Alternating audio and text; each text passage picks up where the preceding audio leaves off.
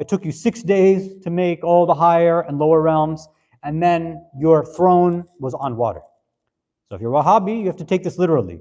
If you're a Christian, you read this literally, or some Christians at least. But of course, we know better that no, this can't be taken literally. And many of the ashab, they understood that.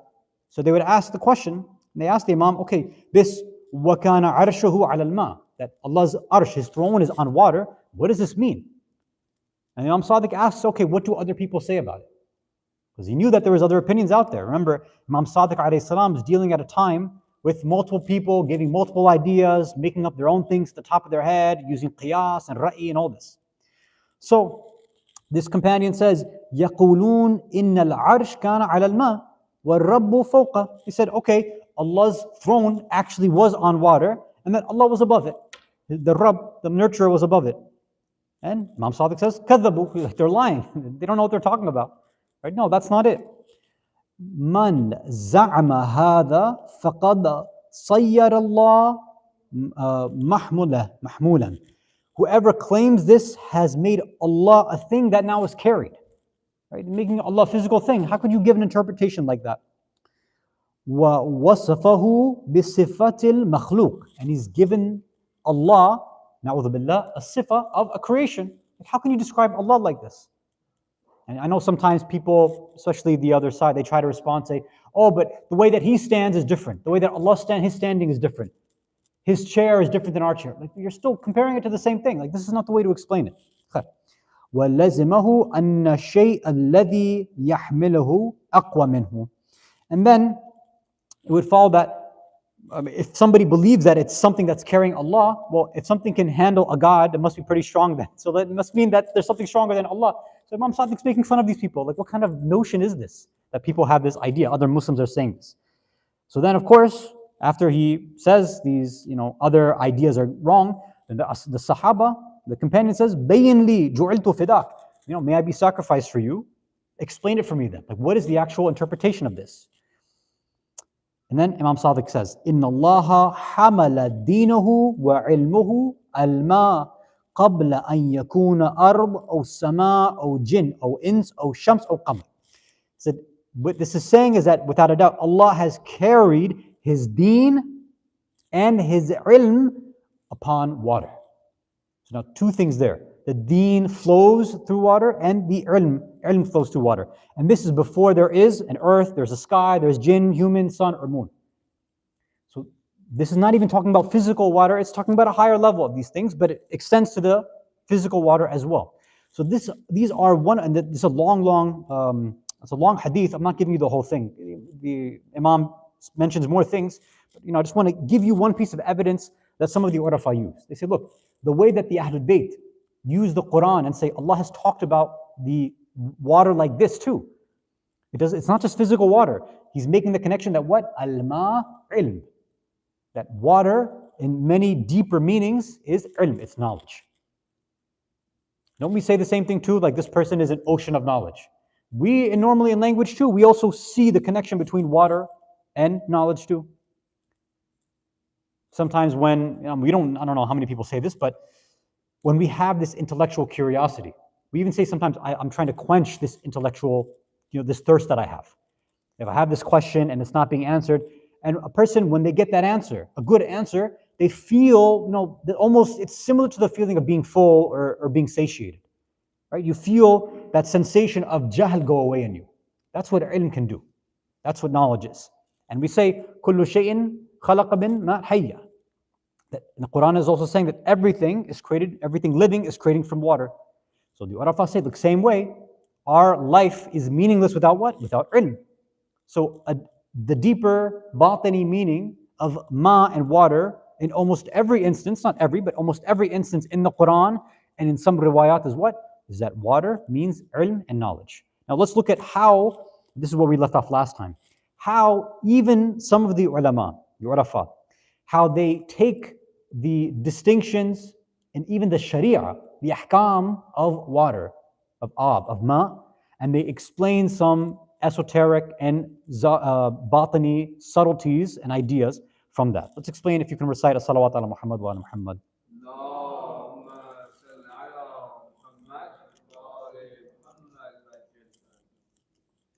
So, now an ahkam reminder. I know we had our ahkam before, but this is I'm sure, a quick reminder for us. In ahkam, right, in the sections on taharat and najasat and all of this, one of the beginning conversations is about al-ma, right, water. And water in ahkam, in sharia, is divided in two different categories. The first way that the ulama, the fuqaha, the mujtahideen, they divide water into two categories is they say, okay, first we divide it based on the quantity of water. Because depending on the quantity of water that you have, it's going to have different effects and different behavior. So what are the two different categories when we talk about the amount of water? Oh, sorry, before we do that, quantity secondary. Before they talk about quantity, they talk about quality of water. There's either what? Pure water, which we call what? Mutlaq, or when water is mixed with something else and it's not pure water anymore, it's mudaf. Ahsan. So either pure mutlaq or mudaf mixed.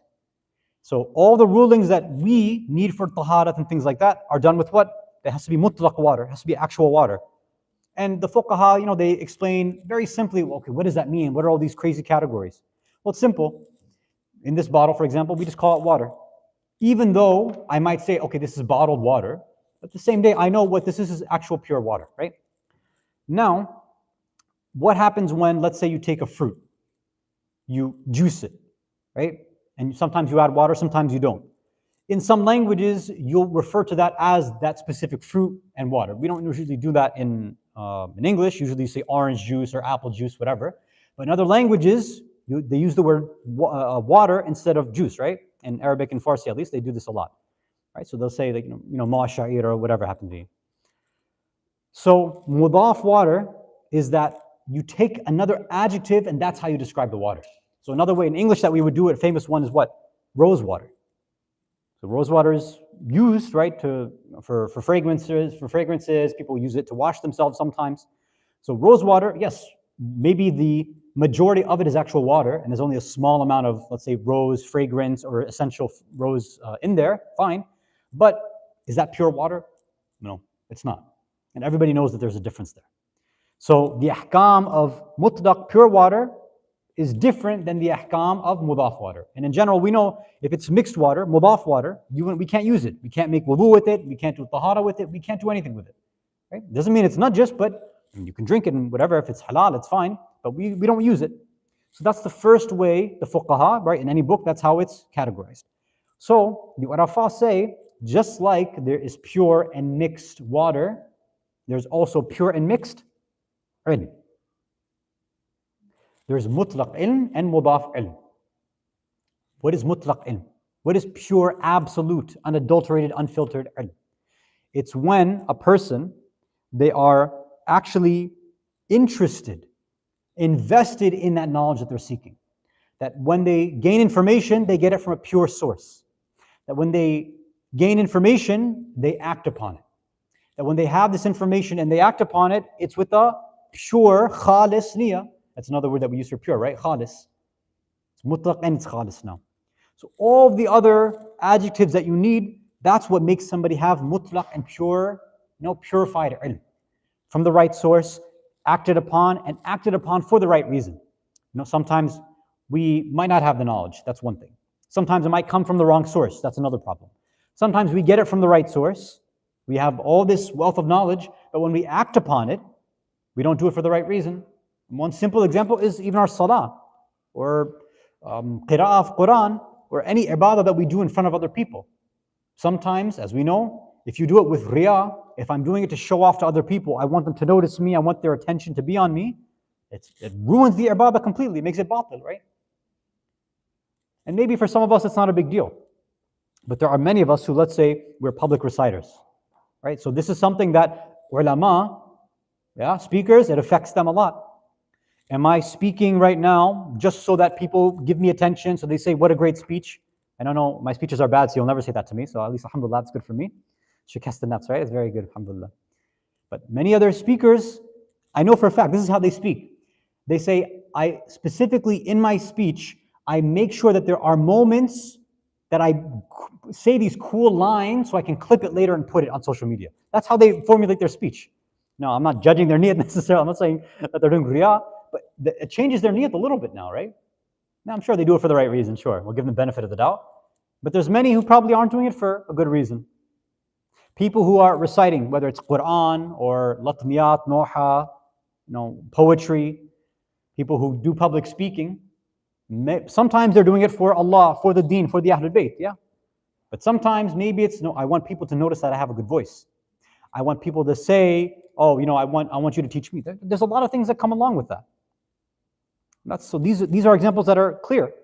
Sometimes, even if it's not us reciting, maybe I want to come into the center, I want to keep a tasbih in my hand, a misbah. That way, when I sit down, it looks like I am religious, because I want people to see me and think that's a mu'min, muttaqi, muttadayin person. It's very easy. Shaitan, he's not going to come at people like you and I, who are trying to do our best. He's not going to come at us and say, oh, let me have this person, do haram. That's not how he's going to come at us. He's going to come at us through what? Through deen. He jumps on Sirat al-Mustaqim and say, let me find a way through the deen, through sharia, through religion, to make them think what they're doing is for Allah. And that happens to many individuals. Inshallah, may Allah protect us from that sort of issue. Salawat ala Muhammad wa ala Muhammad.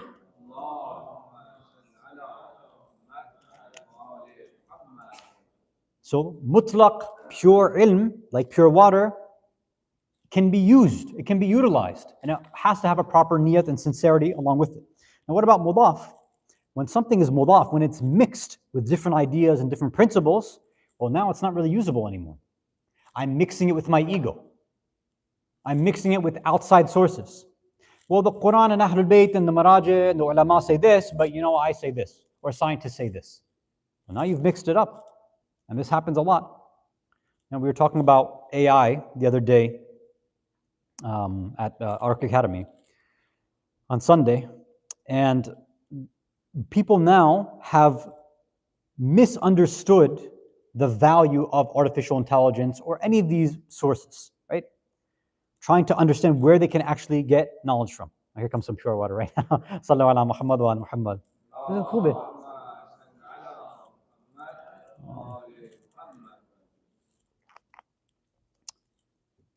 So right now, one of the biggest problems that we're facing is where we're getting our water from, where we're getting our ilm from.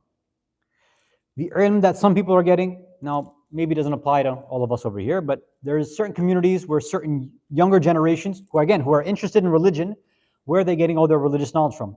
From people who have social media accounts, from TikTok, Instagram, whatever it is.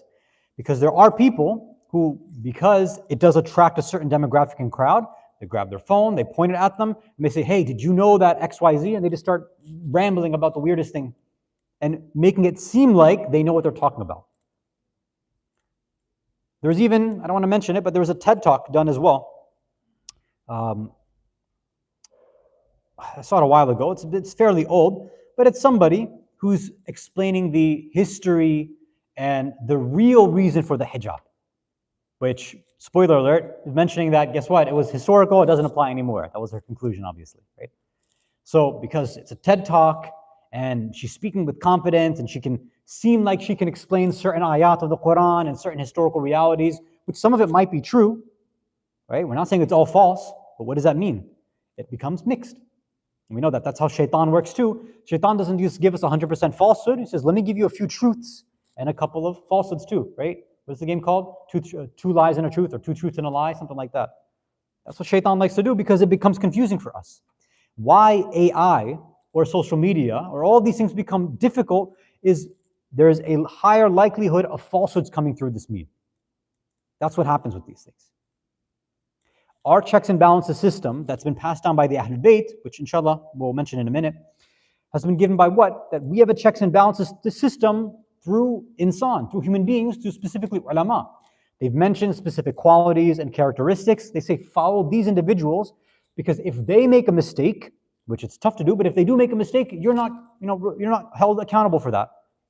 If I do my proper research and I'm following a marja, right, I've done it the right way, taqleed the right way, and let's just say the marja makes a mistake. Let's say a marja says chess is haram when in reality it shouldn't have been haram. Okay, the marja takes responsibility for that. We don't take responsibility. That's one of the benefits of taqleed. But if I'm just saying, you know what, I think based on my own idea, chess should be fine because rationally I think it's a good idea. It helps, your brain. So, okay, fine. You got the wrong, maybe you got the right answer, but you got it the wrong way. And our ulama, our teachers used to say that Allah doesn't necessarily care about your natija and your conclusion.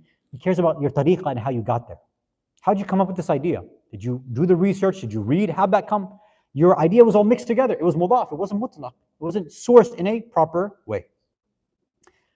Let me share a few more riwayats, but before that, let's see.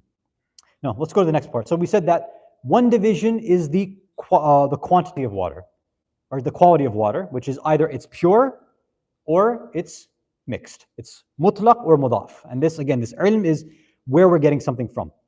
Then we also have the idea of quantity. All right, so now we're talking about, okay, let's just say we've got pure water. Pure water, sometimes it's in large quantities, which is called kur. If it's a certain large quantity, it's kur. And if it's a small amount of water, we call that qalil.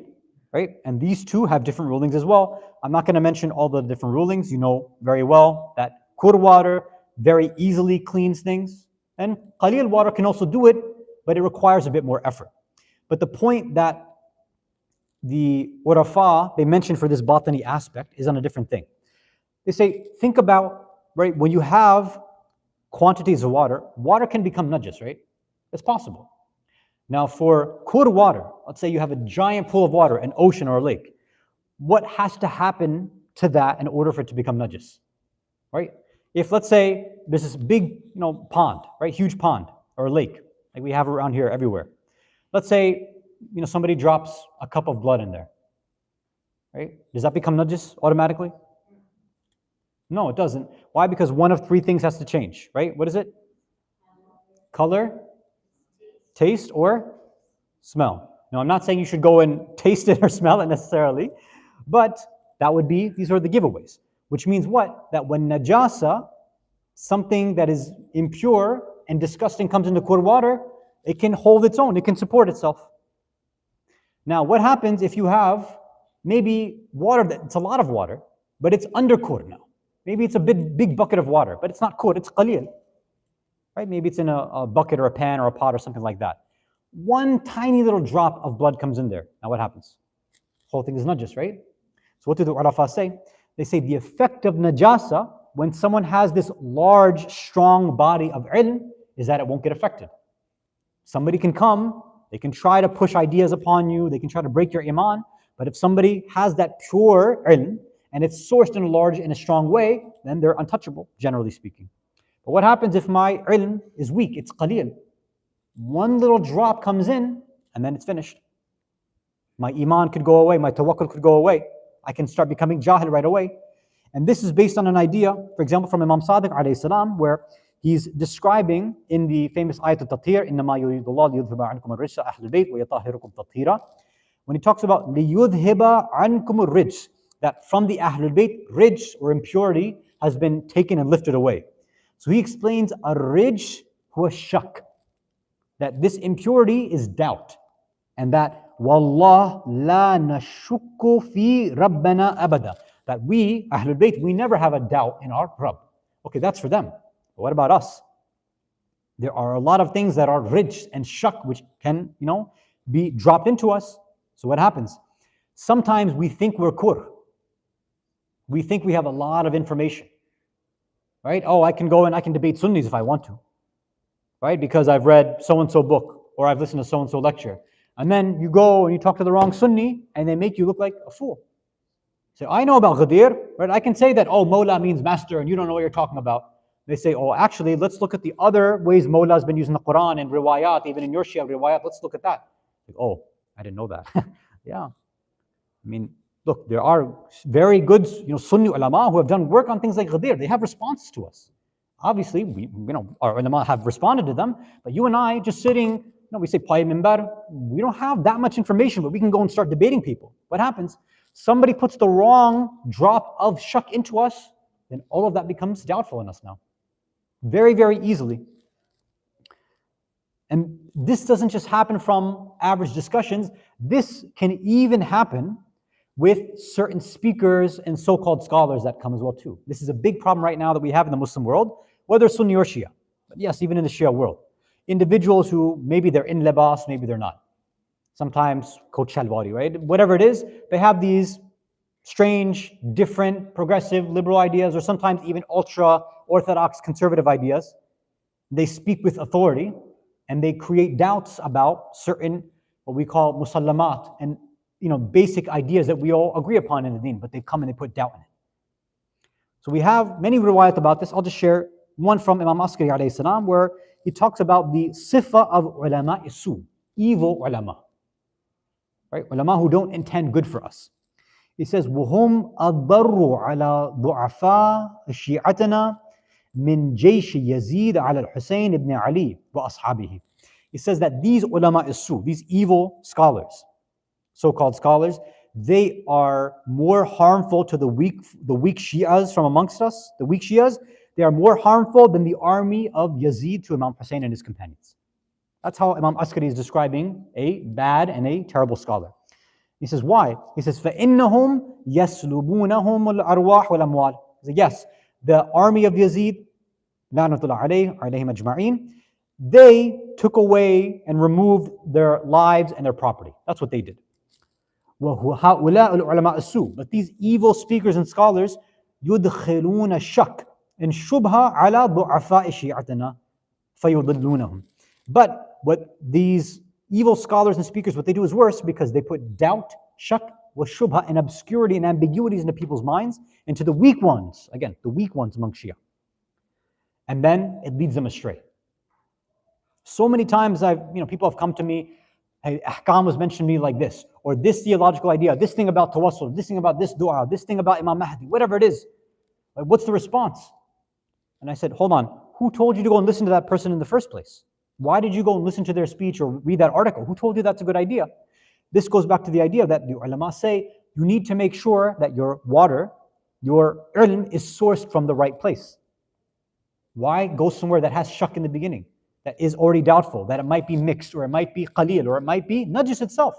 Why would you go to that place? And this is where, I'll just mention maybe one or two riwayat. Many of these riwayat that the Ahlul Bayt have mentioned, which your urafa utilize, makes this connection between getting water and getting ilm. And you can tell the analogy, it's getting it from a pure source, right? So I'll just share maybe two riwayat before we end tonight. Both of these come from Imam Ali alayhi salam. One of them, he's reported to have said, لَوْ اقْتَسَبْتُمُ الْعِلْمِ مِنْ مَعْدَنِي. If you had only, all of you had only taken knowledge from its true source, وَشَرِبْتُمُ الْمَاء بِعُذُوبَتِهِ, and you had drunk that water when it was its sweetest. So he's already connecting this idea of ilm and water, right? If you had taken knowledge from its original source and had that water, meaning the water of knowledge, from when it was sweetest, instead of taking it from some secondary, third, whatever, broken other source, where once you get water that's filtered down, it doesn't have that same sweetness. Real water, at least, right? That's why those who have had pure spring water, real pure spring water, not the fake bottled one, right? The real one, it tastes completely different than this whatever garbage we have here in Florida. No matter how many filters and water softeners, whatever you use, it doesn't taste real. Real pure water has a whole different thing. Even in Iran, this Abi Shirin, the sweet water they had, I noticed a difference. This is something different. Although I think they do actually filter it from what I understand. But Iran, their filter system is different. We can allow that. It's no problem. I'll just go with the English from here because we're running out of time. And if only people had gathered goodness from its proper place, and they had taken the path from the one who makes it clear for them, and walked the way of truth as it should be walked, then the paths would have become straight for you, and the signs of guidance would have appeared to you. Imam is trying to mention to us here, based on the commentary, that if people, the reason why there might be so much confusion in their life, the reason why they can't find the clear path for them, there's so much doubt, they don't know what's going on, well, it's because you're getting it from the wrong sources. If you had gone to the right source, at the highest level, what the Imam is obviously talking about is the Ahlul Bayt, right? The Quran and Ahlul Bayt. If you had gone there, you wouldn't have been in all these doubts. For us at a different level, if we had gotten to, let's say, our ulama, who are taking it from the Quran and Ahlul Bayt, then we wouldn't have been in doubt. Or take it to a deeper level. If we had gone to ulama who are sourcing from our, maraji and other urafa, etc., right? We're following that hierarchy, that chain of wilayah properly, then we wouldn't have had so much confusion. But because we end up going to this random person, I ask this uncle, this aunt, whatever, random online source, AI, we bring in all these mixed sources, of course we're going to get confused. We're all over the place. And some people still to this day, they say, it's amazing, we have all this technology, so many speeches online and workshops and all this. I said, do you think that this has actually helped us or confused us? To give one example, after salawat ala Muhammad wa ala Muhammad.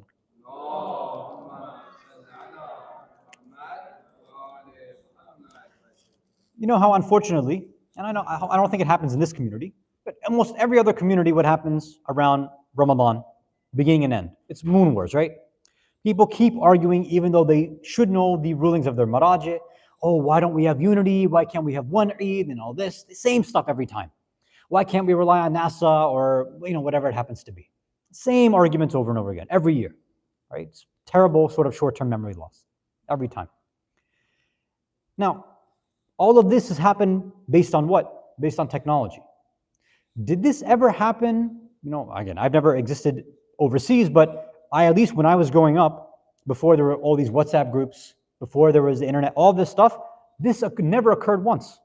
Nobody, let's say when I was growing up in New Jersey, ever cared what New York was doing really. We didn't care what their salah was. What does it matter to us? Or California, who cares? Or Iran, well, I don't care when they're doing their Eid Salah. We have ours over here. We weren't waiting for these announcements. There was no reason to, because people would just go out and they would look the way that everybody should be doing. Unless your majlis is different, obviously, but you can go and look. That's it. The easiest way. But now, with the advent of technology, with more people saying, let's put up these groups, let's create these councils and all this, has that helped us or confused us more? I'd argue that people are more confused now more than ever, because they're waiting for these messages at 3, 4, 5 a.m. Right? They're waiting for the update. Oh, we have to wait for California. Who cares what San Diego is doing? What does that have to do with us? If they want to go and have their Eid 5 days later, what does it have to do with us? There's no unity there. They're not praying salah with us. Right? Our own center, if we have different maraja, what's the big deal there too? That's not a big deal.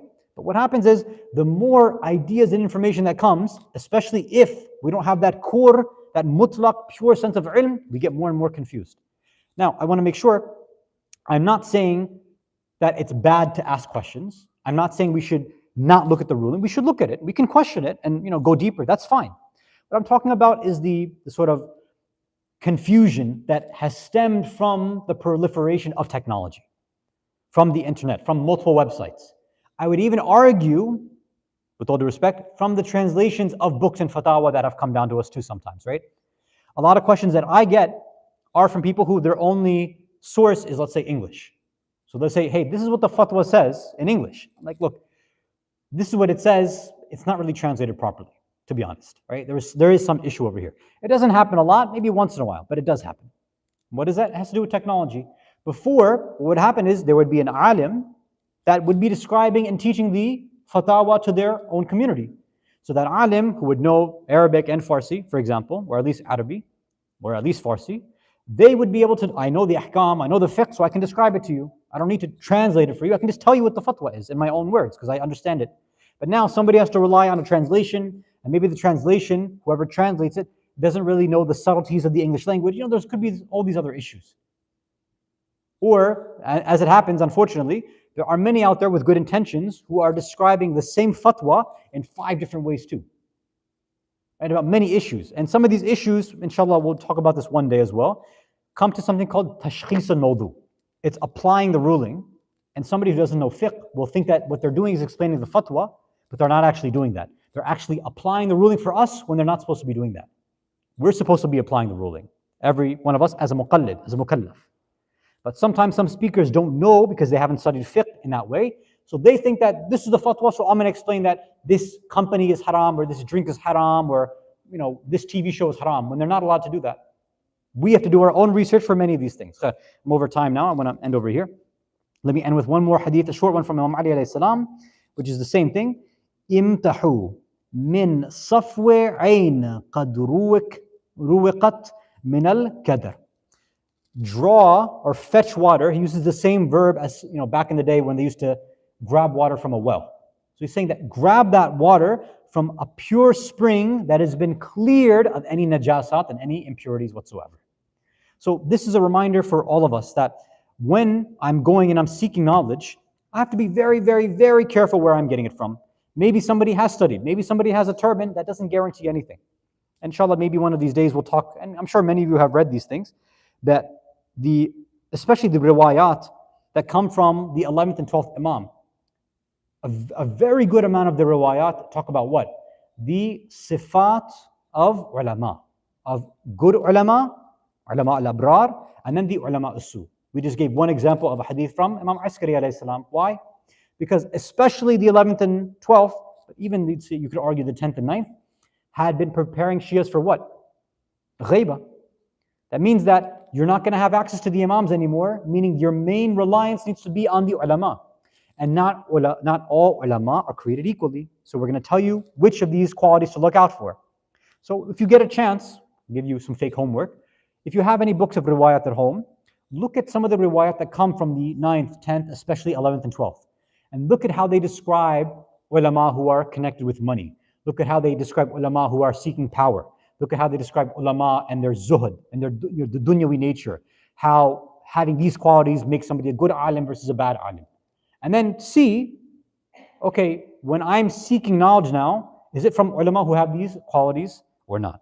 Walhamdulillahi Rabbil Alameen wa sallallahu ala Sayyidina Muhammad wa ala ahli baytihi at-tayyibin at-tahirin.